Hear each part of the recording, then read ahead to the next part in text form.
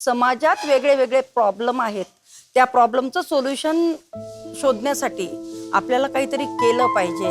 वर्षभर आई वडिलांमध्ये राहून जे पैसे कमवले होते आणि माझं उर्वरित मिस्टरांचं सोनं ते सगळं मोडलं आणि प्रोजेक्ट आल्यानंतर त्याच्यात आम्हाला HIV बाधित महिलांना रोजगार द्यायचा होता.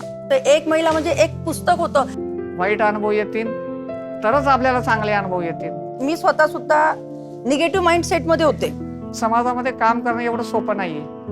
आजपर्यंत पुनर्वसन लोक काय म्हणतात की एक प्रशिक्षण झालं विषय संपला, तसं नसतो. लोकांना त्या गोष्टीचा अभ्यास नाही. हा किती सिरियस प्रॉब्लेम आहे. जय शिवराय. कधी कधी परिस्थिती आपल्याला तोडण्याचा प्रयत्न करते, पण काही जण त्याच परिस्थितीतून स्वतःचा मार्ग तयार करतात. एका मिल मजुराच्या घरात जन्मलेली एक स्त्री आज शेकडो महिलांच्या आयुष्याला दिशा देते.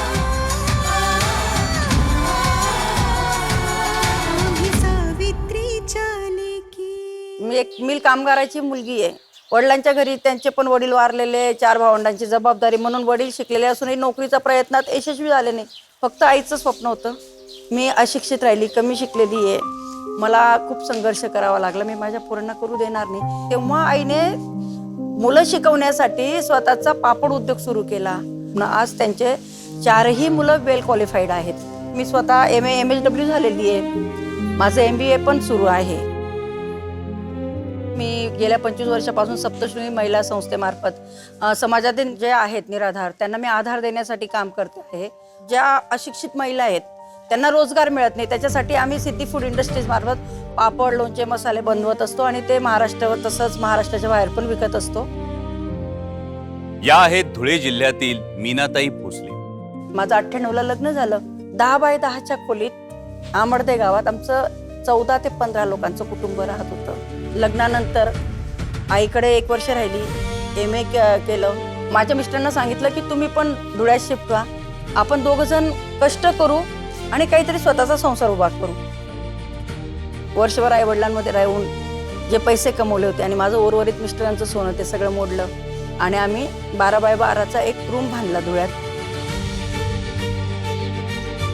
समाजात वेगळे वेगळे प्रॉब्लेम आहेत, त्या प्रॉब्लेमचं सोल्युशन शोधण्यासाठी आपल्याला काहीतरी केलं पाहिजे असं नेहमी आईकडून शिकायला भेटलं आणि मी 10वीत असतानाच मी वेगवेगळ्या सामाजिक संघटनेत कामाला लागली. आधी मोलमजुरी करत स्वतःचं शिक्षण पूर्ण केलं आणि मग अनेक महिलांना स्वावलंबी आयुष्य जगता यावं यासाठी एक मोठं स्वप्न निर्माण केलं. मी नंतर घरी क्लासेस पण घ्यायला लागली आणि मग तेव्हा खूप साऱ्या महिला माझ्या घरी यायला लागल्या आणि तेव्हा त्या म्हटल्या की मॅडम तुम्ही मुलांसाठी तर करतायत ना, आमच्यासाठी काहीतरी करा. आणि म्हणून मग आम्ही सप्तशृंगी महिला बचत गट केला आणि नंतर मग आम्हाला बँकेने असं विनंती केली की तुमच्या सारखं तुम्ही इतर महिलांना पण सपोर्ट करा ना मॅडम. म्हणून मग मी जवळजवळ 100 ते 125 बचत गट केले. आता बचत गटांचं पुढे काय, मग आम्ही जसं की महिला आर्थिक विकास महामंडळ असेल, MSRLM असेल, मग त्यांना ते बचत गट जोडले आणि जोडून वेगवेगळे लोन आहेत ते लोन. पण मग लोन मिळवून द्यायचं तर उद्योजकता मार्गदर्शन पाहिजे. मग आम्ही त्यांना वेगवेगळं उद्योजकता मार्गदर्शन शिकवलं. ज्या जागी गुलाल उधळला त्या जागी तोंडात माती गेली. बघितलेस ते उपरणं?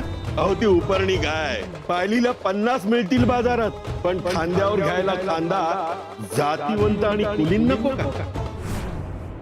कशाला शिकलो, कशाला ग्रंथ वाचले, सावित्री हा अपमान सहन नाही होते मला. अहो बदली पण तू जिचं काम घेतलं ना शाळेत, जायला नको. आता खडू धरण्याची इच्छा मेली माझी. मालक घरात बसला तर तुम्ही घाबरला तसं त्यांना वाटलं आणि मला ते चालायचं नाही. आणि त्यातून तब्बल 700 ते 800 महिलांना रोजगाराची संधी उपलब्ध करून दिली. आजपर्यंत पुनर्वसन लोक काय म्हणतात की एक प्रशिक्षण झालं विषय संपला, तसं नसतो. एखाद्या महिलेला ती आपल्याकडे तिची समस्या घेऊन आली, बऱ्याच वेळेस तिची मानसिकता असते मॅडम मी आत्महत्या करून घेते, मला कोणीच नाहीये. तिच्या फॅमिलीचं काउन्सिलिंग करावं लागतं आणि पीडित महिला जी येते ना, आम्ही त्यांना भांडवल पण उपलब्ध करून देतो, त्यांना आम्ही मार्केट पण उपलब्ध करून देतो. त्याच्यामध्ये कोणी लोणचं बनवतो, कोणी पापड बनवतो, कोणी टेलरिंग काम करतं. संपूर्ण महाराष्ट्रात आणि गुजरातमध्ये मी 750 महिलांना उद्योग उभारून दिलेले स्वतःचे. म्हणजे कसं आहे, एक महिला उद्योग सुरू करते, कमीत कमी तिच्या बरोबर 15 ते 20 लोकांना रोजगार मिळतो. तर 750 गुणिले 20 करा, एवढ्या लोकांपर्यंत आम्ही फक्त उद्योग पोहोचवलेले.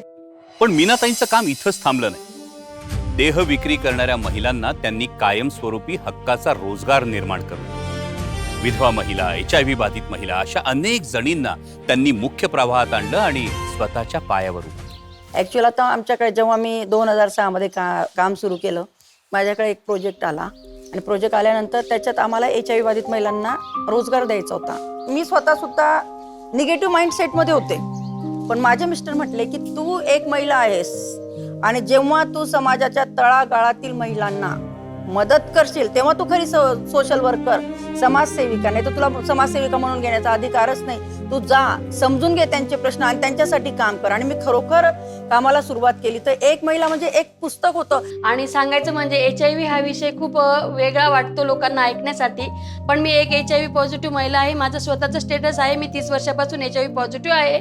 ज्या लोकांना पॉझिटिव्ह म्हणून म्हणजे समजल्यानंतर जसं हिनवलं जातं तसं हिनवू नये. म्हणजे उदरनिर्वाह करायचा असतो तर त्यावेळेस पैशाची गरज पडते आणि असा सहज पैसा कोणी देत नाही. पण त्यावेळेस मला सप्तशृंगी बहुउद्देशीय महिला संस्था म्हणजे आमच्या मीनाताई यांनी खूप मोलाचं सहकार्य केलेलं आहे. त्यावेळेस त्यांनी मला जर आधार दिला नसता तर आज कदाचित माझं काय झालं असतं हे मलाच माहित नाही. आमच्या धुळे जिल्ह्यामध्ये 2600 देहविक्री करणाऱ्या महिलांचं रजिस्ट्रेशन आमच्याकडे आहे.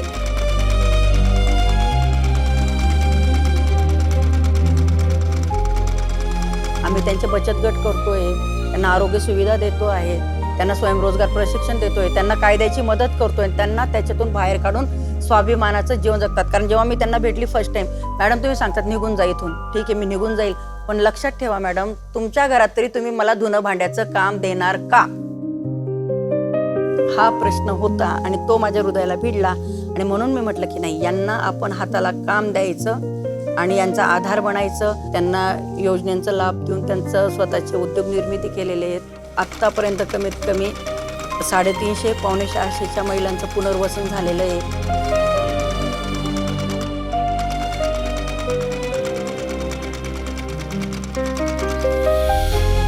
आज मीनाताईंच्या पुढाकारातून फूड प्रॉडक्ट्सची फॅक्टरी उभी राहील आणि या सिद्धी फूड प्रॉडक्टच्या माध्यमातून अनेक महिलांना हक्काचा रोजगार मिळतो. 2016 आई वारली माझी. ती मला सकाळी म्हटली की अगं तू आज कुठेच जाऊ नको, माझी तब्येत बरी नाही आहे. मी तिला म्हटलं अगं मी जाते आणि लगेच येते. आणि त्याच दिवशी माझी आई म्हणजे दवाखान्यात वारली. आईसाठी मी काहीच करू शकले नाही.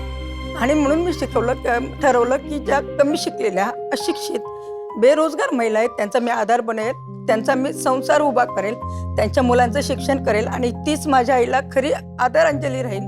आणि म्हणून मी आई वारल्यानंतर मी फूड प्रॉडक्ट बनवायचं ठरवलं. एक स्त्री जिनं स्वतः संघर्ष केला आणि आज ती केवळ शेकडो महिलांच्या नाही तर कित्येक पुरुषांच्या सुद्धा संघर्षाला बळ देते, आधार देते.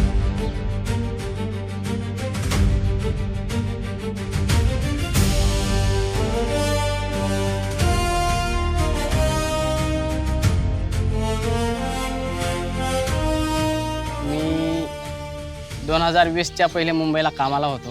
तिथे माझं एकदम व्यवस्थित होतं. पण 2020मध्ये जेव्हा कोरोना आला ना, त्यावेळेस उपास तापास कामधंदे पण नाही, त्याला मला काहीच नाही. मग मॅडमांत प्रत्यक्ष सप्तशृंगी बहुउद्देश संस्थेच्या ज्या अध्यक्ष आहेत भोसले मॅडम मीनाताई, ते आमच्या गावाला व्हिजिट केली. त्यांनी गावाला व्हिजिट केली असताना त्यांनी आम्हाला बघितलं, म्हणजे आमचे हाल बघितले.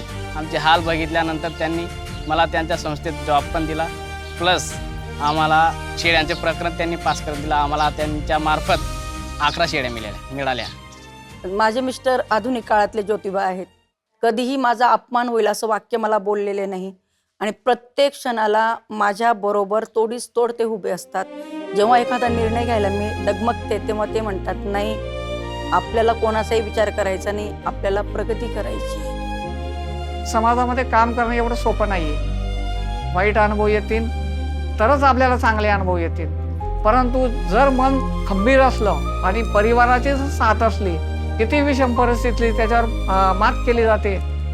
सावित्रीबाई फुले ज्या काळात होत्या तेव्हा समाज एवढा प्रगल्भ नव्हता आणि आता प्रगल्भ समाजात सुद्धा अजून सावित्रीसारखं काम करावं लागतं आणि ते माझे मिसेस करते आहे. स्वतःसाठी जगणं सोपं असतं, पण इतरांसाठी जगणं, त्यांचं जगणं सुंदर बनवणं हे कौतुकास्पद आहे, अभिमानास्पद. मी डॉक्टर अमोल कोल्हे आणि ही होती आम्ही सावित्रीच्या लेकीमधील स्वावलंबनाच्या प्रेरणेची कथा. जय शिवराय.